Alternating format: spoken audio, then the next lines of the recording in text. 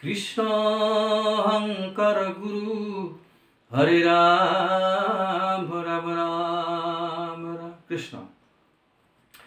অৰ্জুনে ভগৱান শ্ৰীকৃষ্ণক কেনেধৰণে যুক্তি দি আছে মই যুদ্ধ নকৰোঁ বুলি, কাৰণ তেওঁ শত্ৰুপক্ষত গোটেই ভীষ্ম ককা, গুৰু দ্ৰোণাচাৰ্য, কৃপাচাৰ্য, দুৰ্যোধনৰ সতে শতভাই, তেওঁলোকৰ ৰাজ্যৰে গোটেই মিতিৰ কুটুম সকলো যাৰে মানে বিভিন্ন ধৰণৰ সম্বন্ধৰ তেওঁৰ লোকসকলক দেখি তেওঁ যি উদ্যমেৰে যুদ্ধ কৰিবলৈ আহিছিল সেই তেওঁৰ উদ্যমটো দমিত হৈ গ'ল। তেওঁলোকৰ প্ৰেমত, তেওঁলোকৰ মৰমত মোহ গ'ল, আৰু সেই মোহ যোৱাৰ বাবে তেওঁ যুদ্ধ নকৰোঁ বুলি যুক্তি দৰ্শাবলৈ ধৰিলে। কেনেকুৱা ধৰণৰ যুক্তি দৰ্শাইছে? ৰাম আৰু যদি হেন তাত বোলাহা মাধৱ, স্নেহে নবধিলে তুমি বধিবে কৌৰৱ, তাৰা নহি বধন্তে যে আগে মাৰা, অকণ্টকা পৃথিৱীক সুখে ভোগ কৰা, যাক লাগি ৰাজ্য ধন তাক সংহাৰিব, বন্ধুহীন হইলে পাছে ৰাজ্য কি কৰিব। আৰু যদি তেওঁ অৰ্জুনে কৈছে কৃষ্ণক, হে মাধৱ, তুমি যদি কোৱা তুমি মই যদি যুদ্ধ নকৰোঁ তাৰ আগতে কৌৰৱসকলে মোক মাৰি পেলাব, তো মাৰক, মই ভালেই পাওঁ। কমচে কম মই মোৰ মৃত্যুৰ পিছত যুদ্ধখনটো কমচে কম ষ্টপ হৈ যাব, যুদ্ধ নালাগিব, যুদ্ধখন বন্ধ হৈ যাব। তেতিয়া বহু সৈন্যৰ জীৱন প্ৰাণ ৰক্ষা পাব, তেওঁলোকৰ ঘৰৰ পৰিয়ালৰো কমচে কম দুখৰ পৰা তেওঁলোকে মুক্ত হ'ব। এনেধৰণৰ বহু কথা ভাবি তেওঁ কৈছে মই ঠিকে আছে, আগতে যদি মাৰে মাৰক, ভালেই হ'ব।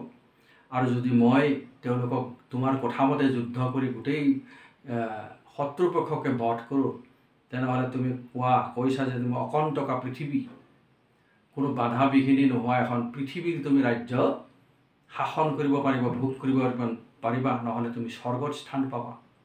এনেদৰে যদি তুমি কোৱা, তেনেহ'লে মই কৈছোঁ মোক একো নালাগে, মোক পৃথিৱীৰ সুখো নালাগে, মোক ধন সম্পত্তিও নালাগে। এই গোটেই বন্ধু মিতিৰ কুটুম বিহীন ৰাজ্যখন লৈ মই কি কৰিম, কাক লৈ মই ৰাজ্য পাতিম? এনেকুৱা ধৰণৰ কথা তেওঁ কৈ আছে। ৰাম ইটো ৰাজ্য ত্ৰৈলোক্যৰ যদি হৌপতি, তভু ঘোৰ বন্ধু বোধ নকৰিব মাতি, কৃষ্ণে যে বোলন্ত তোমা হব মূৰ্হ নাই, বিহাক আনিল দ্বিজ ফুৰা চৈত্ৰ গাই, ক্ষত্ৰিয়ৰ ধৰ্ম জানি এৰা অসন্তোষ, আততাই বোধে শাস্ত্ৰে নধৰয় দুখ, বন্ধু বধ দেখি তুমি নকৰিবা ভয়, যিটো আততাই তাৰ শুনিলো নিৰ্ণয়। এই গোটেই পৃথিৱীখন পালেও, স্বৰ্গ পালেও মই কিন্তু যুদ্ধ নকৰোঁ। মই তেওঁলোকক, মোৰ মিতিৰ কুটুম গোটেই ভাই বন্ধুসকলক মাৰিব নোৱাৰোঁ। তেতিয়া কৃষ্ণই ক'লে, তোমাৰ সমান মূৰ্খ কোনো নাই, যি উদ্যমেৰে তুমি যুদ্ধ কৰিবলৈ আহিছিলা, এতিয়া তোমাৰ সেই উদ্যম শেষ হৈ গৈছে, তুমি মোহত পৰিলা। যেনেধৰণে খুব সৰুৰে পৰা খুব মৰম আলাসত ডাঙৰ হোৱা ল'ৰা ছোৱালীবিলাকৰ কথাই কওঁ, আমাৰ জাগতিক জীৱনৰ কথা। একমাত্ৰ সন্তানৰ যদি চাকৰি হয় বহুত দূৰত, আৰু সন্তানজনে যদি মাক দেউতাকৰ মৰম, ভনীয়েক ভাইহঁতৰ মৰম এৰিব নোৱাৰে, তেতিয়াহ'লে মহাযুদ্ধ হ'ব তেওঁলোকৰ। মাক দেউতাকে ক'ব তুমি যোৱা চাকৰিলৈ, তোমাৰ জীৱনটোৰ কাৰণে যোৱা, আমাৰ কাৰণে ভাবিব নালাগে। কিন্তু ল'ৰাটোৱে কৈছে নাই, নাযাওঁ, তোমালোকক এৰি মই নাযাওঁ, মই চাকৰিয়েই নকৰোঁ। এনেকুৱা ধৰণৰ পৰিস্থিতিত অৰ্জুন পৰিছে। তেওঁ কৈছে তোমাৰ সমান মূৰ্খই নাই, মই ব্ৰাহ্মণ এজনক আনিছিলোঁ বিবাহ কাৰ্য চলাবৰ কাৰণে, আৰু সেই ব্ৰাহ্মণ এজন আনি সেই চৈত মাহত হোৱা উৎসৱৰহে শ্লোক পঢ়ি আছে, তোমাৰ ঠিক তেনেধৰণে অৱস্থা হৈছে। এনেধৰণে কৃষ্ণই তেওঁক বুজাইছে। আৰু বন্ধু বধ দেখি তুমি ভয় নকৰিবা, তুমি যুদ্ধ কৰিলে তোমাৰ যে বন্ধুবিলাক তুমি বধ কৰিবা, সেইকাৰণে তুমি ভয় কৰিব নালাগে, কাৰণ তেওঁলোক আততায়ী হয়, অধৰ্মী হয়, দুষ্কৰ্মী হয়। আততায়ীবিলাকক বধ কৰিলে কোনো দুখ নাই বুলি কৈছে। আৰু তোমাৰ স্বধৰ্মই হ'ল, তুমি হ'ল ক্ষত্ৰিয়, স্বধৰ্ম তোমাৰ ক্ষত্ৰিয়তা হ'ল তোমাৰ স্বধৰ্ম। তুমি লোকক সুৰক্ষা দি তেওঁলোকক লালন পালন কৰা, তেওঁলোকৰ শাসন কৰা, তেওঁলোকৰ জীৱন চলোৱা তোমাৰ কৰ্তব্য। অন্য ৰাজ্যৰ শত্ৰুবিলাকৰ পৰা ৰক্ষা কৰা, নিজৰ প্ৰজাবিলাকক ৰক্ষা কৰা তোমাৰ কৰ্তব্য। তুমি স্বধৰ্ম নিশ্চয় পালন কৰিব লাগে, আততায়ী বধ নহ'ব, এয়া তোমাৰ পুণ্যহে হ'ব বুলি কৈছে। তাকে তাৰপিছত আততায়ীনো কাক বুলি কয় শ্ৰীকৃষ্ণই তেওঁক কৈছে অৰ্জুনক, ৰাম বন্ধুবধ দেখে তুমি নকৰিবা ভয়, যিটো আততায়ী তাৰ শুনিও নিৰ্ণয়, বলে ধন লৱে বান্ধি অগ্নি দিয়া মাৰে, চলে বিষ দেই যিটো ক্ষেত্ৰ দ্বাৰা হৰে, অস্ত্ৰ শস্ত্ৰ ধৰি বধিবাক আখে ধাই, এহি ছয় প্ৰকাৰ বোলয় আততাই।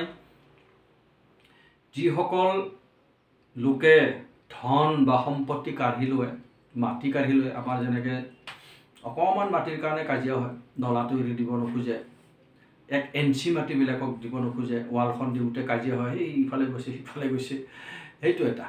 যদি তেনেধৰণে কাৰোবাৰ সম্পত্তি কাঢ়ি লয় মনে মনে বা জবৰদস্তি, সেইটো আততায়ী হয়। তাৰপিছত কাৰোবাক যদি মাৰিব খোজে, নানা ধৰণতে বিষ দি পেলাই মৰা, টোপনিতে মাৰি পেলোৱা, তাৰপিছত অগ্নি দি ফালে মাৰি পেলাব খোজা, আৰু কাৰোবাৰ পত্নী গমন পৰদ্বাৰা হৰণ, পৰদ্বাৰা মানে আনৰ পত্নী হৰণ কৰা, আনৰ পত্নীক সৈতে প্ৰেম ভাৱ ৰখা, আৰু এইবিলাকৰ লগত যিসকলে সংগ দিয়ে, তাৰপিছত অস্ত্ৰ শস্ত্ৰ ধৰি যিয়ে অন্যায়ভাৱে কাৰোবাক মাৰিবলৈ যায়, এইবিলাক চব আততায়ী বুলি কৈছে। তাৰপিছত আকৌ বিবৃতি দিছে তেওঁ, সম্প্ৰতি বধিবে লাগি আখে আগবাঢ়ি, ৰাজ্য ধন তোমাৰ পূৰ্বতে লৈলা কাঢ়ি। এতিয়া তোমালোকক তেওঁলোকে অস্ত্ৰ ধৰি সেই যুদ্ধত তোমালোকক বধ কৰিবলৈ আহিছে, সেইটো হ'ল আততায়ীৰ ধৰ্ম। আৰু তোমালোকৰ ৰাজ্যৰ ধন আগতে কাঢ়ি ল'লে, সম্পত্তি কাঢ়ি ল'লে, সেইটো 2 নম্বৰ আততায়ীত পৰিছে, দুখ। তাৰপিছত ভীমক লাড়ু দি পেলাই মাৰিব খুজিছিলে সৰুতে, সেইটো 3 নম্বৰ। তাৰপিছত দ্ৰৌপদীৰ বস্ত্ৰ হৰণ কৰিলে, সেইটো 4 নম্বৰ। দ্ৰৌপদীক তেওঁলোকে নিজৰ পত্নী কৰিবলৈ বিচাৰিছে কাঢ়ি লৈ পেলাই, সেইটো হ'ল 4 নম্বৰ। তাৰপিছত যতুগৃহত তোমালোকক জুই দি মাৰিব খুজিছিলে, সেইটো 5 নম্বৰ। আৰু সংগ পাংগে 6, আৰু এইবিলাকৰ সৈতে যিসকলে সংগ দিয়ে, ভীষ্মকে আদি কৰি যিমান কৌৰৱৰ বংশত আছিলে লোক, পাত্ৰ মন্ত্ৰীকে আদি কৰি গুৰু দ্ৰোণাচাৰ্য কৃপাচাৰ্য, সকলোৱে আততায়ীৰ শ্ৰেণীত পৰিছে কৈছে। ৰাম হেন জানি কৌৰৱক বধিতে যোৱাই, আততায়ী বধে দুখ তিল মাত্ৰ নাই। গতিকে কৌৰৱক তুমি বধ কৰিবই লাগিব, যুদ্ধত মাৰিবই লাগিব, তাত কোনো দুখ নাই। ৰাম অৰ্জুনে বোলন্ত শাস্ত্ৰে দুখ নাই কহে, কিন্তু অৰ্থশাস্ত্ৰ হিতো ধৰ্মশাস্ত্ৰ নহে। আগতে কৃষ্ণই কৈছে শাস্ত্ৰও সেইবিলাকক আততায়ী ঘোষিত কৰিছে, যিসকলে এই 6 প্ৰকাৰৰ অন্যায় কৰে। তেওঁ অৰ্জুনে কৈছে, নিজৰ যুক্তি দৰ্শাইছে, সেইবিলাক ধৰ্মশাস্ত্ৰ হ'বই নোৱাৰে, সেয়া ৰণকৌশল থকা শাস্ত্ৰহে, অৰ্থশাস্ত্ৰ। যেনেকৈ চাণক্য নীতি, তেওঁ শত্ৰুক কেনেকৈ মাৰিব লাগে, এনেকুৱা ধৰণৰ ৰণকৌশলৰ কথাহে থকা সেইখন শাস্ত্ৰৰ কথা তুমি কৈছা, সেইখন ধৰ্মশাস্ত্ৰ হ'বই নোৱাৰে। ধৰ্মশাস্ত্ৰ হ'লে এনেকুৱা ধৰণৰ মোক পাপ কাৰ্যত লগাবই নোৱাৰে, এনেকুৱা ধৰণৰ অৰ্জুনৰ যুক্তি। আৰু যদি হেন তুমি বোলা মাধৱ, তুমি ধৰ্ম জানা কেনে নজানে কৌৰৱ। তুমি ধৰ্মশাস্ত্ৰৰ আলম লৈ পেলাই কথা কৈছা, তুমিহে ধৰ্ম জানা। দুৰ্যোধন আৰু তেওঁৰ শতভাই আমাৰ লগতেতো পঢ়া লিখা কৰিছে, আমাৰ লগতেতো অস্ত্ৰ শস্ত্ৰৰ শিক্ষা লৈছে, বেদৰ শিক্ষা লৈছে, তেওঁলোকে কি ধৰ্ম নাজানে? এনেকুৱা ধৰণৰ উল্টাই ভগৱন্তকহে তেওঁ উল্টাই মানে সন্দেহ কৰিছে, প্ৰশ্ন কৰিছে। তাৰা ৰাজ্য কাম অৰ্থ লোভে বুদ্ধিহত, মই কেন জানি প্ৰৱৰ্তিব অধৰ্মত। সিহঁতে বাৰু ৰাজ্যৰ লোভত, ধনৰ লোভত যুদ্ধ কৰিবলৈ আহিছে, কিন্তু মোৰতো তেনেকুৱা ধৰণৰ ভাৱনা নাই, মোৰতো ৰাজ্যৰ কাৰণে বা ধনৰ কাৰণে কোনো লোভ নাই। মই তেনেহ'লে এনেকুৱা ধৰণৰ গৰিহিত কাম, যুদ্ধৰ দৰে এটা বেয়া কাম মই কিয় কৰিম, যাক কৰিলে মানে লক্ষ লক্ষ সেনাৰ মৃত্যু হ'ব, জীৱ হত্যা কৰা হ'ব, সেইবিলাক কৰ্ম মই কিয় কৰিম, এনেকুৱা ধৰণৰ অৰ্জুনে যুক্তি দিছে।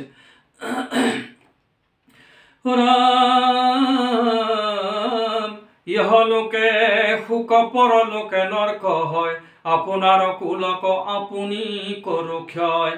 বংশৰ প্ৰবাহ হেতু সংসাৰৰ কাষে, আজিকালি নহি সৃষ্টি আদ্য হন্তে আছে। স্বামীক মাৰিলে তাৰ যতেক যুৱতী, বিধৱা হৈবেক ভজিবেক উপপতি। সন্ততি সন্তান তাৰ হইবে অথন্তৰ, জাতি নষ্ট হইলে হইবে বৰদত শংকৰ। কৈছে মই সিহঁতে যদি বেয়া কাম কৰিছে মই কিয় বেয়া কাম কৰিম, মই নকৰোঁ বেয়া কাম। আৰু আমাৰ এইটো আমাৰ বংশৰ ধৰ্ম, আমি কাকো হিংসা নকৰোঁ। আগৰ পৰা আমাৰ যিটো সংস্কাৰ চলি আহিছে ধাৰ্মিক সংস্কাৰ, সেই সংস্কাৰটো মই কিয় নষ্ট কৰিম। মূৰ্খবিলাকক বধ কৰা আমাৰ দুখে লাগিব, সিহঁতেতো মূৰ্খ হয়, সিহঁতক ধন লাগে, সম্পত্তি লাগে, ৰাজ্য লাগে, সেইকাৰণে যুদ্ধ কৰিব আহিছে। কিন্তু মইতো তেনেকুৱা নহওঁ, আমাৰ সংস্কাৰটো তেনেকুৱা নহয়। আমাৰ মা দেউতা ককা দেউতা যিমানখিনি আমাৰ উপৰি পুৰুষ আছিলে তেওঁলোকৰ সেই আগৰ পৰা একেবাৰে সনাতন শাশ্বতভাৱে চলি অহা আমাৰ সংস্কাৰ, আমি ধাৰ্মিক সংস্কাৰৰ হওঁ। আমি কাকো নিৰ্বলীবিলাকক আমি হত্যা নকৰোঁ বা কাক অত্যাচাৰ নকৰোঁ, এনেকুৱা ধৰণৰ অধৰ্মী কাম নকৰোঁ। গতিকে আমাৰ বংশৰ যিটো সংস্কাৰ নীতি নিয়ম আচাৰ সেইবিলাক নষ্ট হোৱা কাম মই নকৰোঁ, যুদ্ধ নকৰোঁ, এনেকুৱা ধৰণৰ তেওঁ যুক্তি দৰ্শাইছে। কাৰণ তেওঁ যুদ্ধ কৰিলে যেন তেওঁৰ গোটেই যিটো মানে পূৰ্বৰে পৰা চলি অহা তেওঁলোকৰ ধাৰ্মিক সংস্কাৰটো সেইটোত যেন এটা অপযশ লাগি যাব, বদনাম হৈ যাব, এনেকুৱা ধৰণৰ তেওঁ যুক্তি দেখুৱাইছে। তাৰপিছত কৈছে সেই যিবিলাকক এতিয়া আমি যুদ্ধত বধ কৰিম, আমাৰ ফালৰে হওক শত্ৰুপক্ষৰে হওক, যিবিলাকক বধ কৰা যাব সৈন্যবিলাকক, তেওঁলোকৰ এতিয়া পত্নীসকল বিধৱা হৈ যাব, তেওঁলোকে যাৰ সময় থাকে যুৱতী হৈ থাকে তেওঁলোকে নিশ্চয় অন্য উপপতি ভজিব। ঠিক তেনেধৰণে আমাৰ বংশটোত এটা বীজদৰীয় বংশ হৈ যাব, বিজাতীয় বংশ। অন্য কোনোবা বংশৰ স্বামীবিলাকক তেওঁলোকে ভজন কৰিব, বৰণ কৰিব, বিবাহ কৰিব, তেওঁলোকৰ পৰা আকৌ বেলেগ বংশৰ সংস্কাৰ থকা ল'ৰা ছোৱালীৰ জন্ম পাব। ঠিক তেনেধৰণে আমাৰ যিটো সংস্কাৰ ধাৰ্মিক সংস্কাৰটো সেয়া নষ্ট হৈ যাব, এনেকুৱা ধৰণৰ তেওঁ কৈছে। বৰ্ণত সংকৰ হৈ যাব কৈছে। বৰ্ণত সংকৰ মানে জাগতিক দিশত ঠিক তেনেধৰণে এখন ভাল ধাৰ্মিক পৰিয়ালত যদি আমি ছোৱালী বিয়া কৰাই আনিব লাগে, ঠিক তেনেধৰণে ধাৰ্মিক সদাচাৰী আচাৰ ব্যৱহাৰ থকা সংস্কাৰ থকা ছোৱালীকে আমি বিবাহ কৰিবলৈ আমি বিচাৰোঁ। কাৰণ যাতে আমাৰ নিয়মৰ লৰচৰ নহয়, নীতি নিয়মৰ লৰচৰ নহয়। কিন্তু কেতিয়াবা তেনেকুৱা ধৰণৰ হয় যে ল'ৰা ছোৱালী ভাল পাই পেলাই সেই বেলেগ জাতিৰ বা বেলেগ গোত্ৰৰ ছোৱালী এজনীক লৈ আহে, অহাৰ পিছত যেনেকৈ তেওঁলোকৰ নীতি নিয়মটো অলপ অদল বদল হৈ যায়। য'ৰ পৰা মানে যাৰ সন্তানৰ উৎপত্তি হয়তো মাকৰ ফালে যাব, মাকৰ ফালে যোৱা যদি সেই তেওঁলোকৰ দেউতাক মাকৰ সংস্কাৰটো পাই যাব। ঠিক তেনেধৰণে নীতি নিয়মৰ লৰচৰ হ'ব, এই কথাটো অৰ্জুনে কৈছে। তাৰপিছত আমি যদি দেহতত্বত আনো সেই কথাটো, আমি যদি আগৰে পৰা ঈশ্বৰক চিন্তন কৰি আছোঁ, আগৰে পৰা বহুত পৰম্পৰা বংশানুগতে বা বংশানুক্ৰমে যদি ঈশ্বৰক চিন্তন কৰি আহিছোঁ, তাৰ মাজত যদি আমাৰ মন যায় আকৌ কোনোবা দেৱক পূজা কৰিবলৈ, আৰম্ভ কৰিলোঁ, তাৰপিছত বিবাহ বাৰু কৰালোঁ, ল'ৰা ছোৱালীও মুখ দেখি পেলাই সেই কোনোবা দেৱতাক পূজা কৰিবলৈ আৰম্ভ কৰিলে, ঠিক তেনেকৈ বৰ্ণ সংকৰ হৈ গ'ল। আমি ঈশ্বৰকহে পূজা কৰি আছিলোঁ, কিন্তু আমাৰ মনটো কোনোবা ফালে গুচি গ'ল, দেৱতাৰ পূজনত গুচি গ'ল। আৰু নীতি নিয়মটো আমাৰ ঠিক তেনেকুৱা ধৰণৰ কৰ্মকাণ্ডৰ লিখীয়া নীতি নিয়ম, আমাৰ যিখিনি নিয়ম বংশৰ নীতি নিয়ম সদাচাৰিতা সেইফালে গুচি গ'ল। সেইটো এটা বৰ্ণ সংকৰ বুলি কৈছে।